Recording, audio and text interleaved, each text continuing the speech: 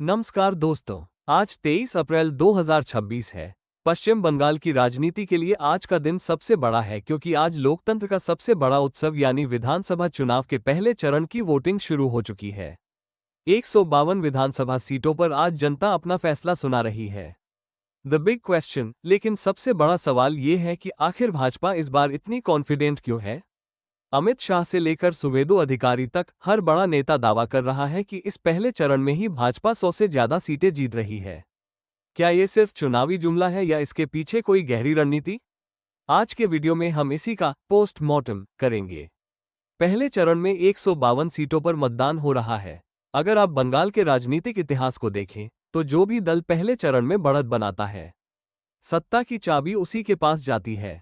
Y 100 seats. एक, stronghold regions. पहले चरण में उत्तर बंगाल और जंगलमहल के कई इलाके शामिल हैं।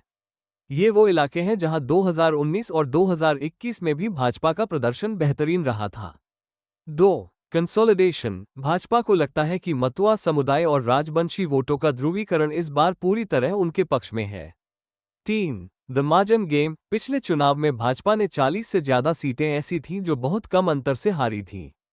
इस बार पार्टी का पूरा जोर उन्हीं स्विंग सीट्स पर है। भाजपा आखिर इतनी कॉन्फिडेंट क्यों है? इसके पीछे 3 ठोस कारण दिखते हैं। 1, anti incumbency. 2, organisation at booth level. Amit Shah की पन्ना प्रमुख रणनीति। इस बार भाजपा ने हर बूथ पर 50-60 मतदाताओं की जिम्मेदारी एक कार्यकर्ता को दी है। पार्टी का मानना है कि अगर वे हर बूथ पर सिर्फ 10 नए वोट जोड़ लेते हैं तो 100 का आंकड़ा पार करना बाएं हाथ का खेल है। 3, central schemes VS state schemes. Ayushman Bharat को लागू करने का वादा और भ्रष्टाचार के खिलाफ व्हाइट पेपर जारी करने की बात ने मध्यम वर्ग और गरीबों के बीच भाजपा की पैठ बढ़ाई है। जीत सुनिश्चित करने के लिए भाजपा ने इस बार क्या अलग किया है?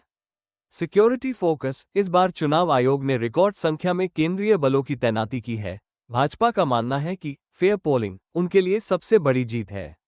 Micro management. पार्टी ने इस बार बड़े चेहरों की जगह उन स्थानीय नेताओं को मौका दिया है जिनकी पकड़ जमीन पर मजबूत है। द आइडेंटिटी कार्ड, सीएए का मुद्दा और घुसपैठ के खिलाफ कड़ा रोक। अमित शाह ने हाल ही में कहा था कि सीमाएं सील करना और घुसपैठियों को बाहर निकालना उनकी प्राथमिकता है, जो सीमावर्ती इलाकों के वोटरों को काफी प्रभावित कर रहा है। अंतिम सवाल, क्या भाजपा सरकार बना पाएगी? भाजपा का आत्मविश्वास इस बात पर टिका है कि अगर वे पहले चरण की 152 सीटों में से 100 निकाल लेते हैं तो बाकी चरणों में मोमेंटम उनके पक्ष में होगा। इकोनॉमिक प्रॉमिसेस, 1 करोड़ नौकरियां और 7वें वेतन आयोग का वादा सरकारी कर्मचारियों को अपनी ओर खींच रहा है। द वुमन वोट, दुर्गा सुरक्षा दस्ता जैसे वादों से भाजपा महिला वोटरों में सेंध लगाने की कोशिश कर रही है, जो अब तक ममता दीदी का साइलेंट वोट बैंक माना जाता था। दोस्तों, बंगाल की राजनीति में खेला होगा या परिवर्तन, ये तो 4 मई को ही पता चलेगा। लेकिन आज की वोटिंग ने ये साफ कर दिया है कि मुकाबला बेहद कड़ा है। भाजपा का 100 सीटों का दावा उनकी जमीन पर की गई मेहनत का नतीजा है या सिर्फ दबाव बनाने की राजनीति? आपकी इस पर क्या राय है? नीचे कमेंट करके बताएं कि आपको क्या लगता है, क्या बंगाल में इस बार कमल खिलेगा? वीडियो पसंद आया हो तो लाइक करें, शेयर करें और सब्सक्राइब करना न भूलें। जय हिंद, वंदे मातरम।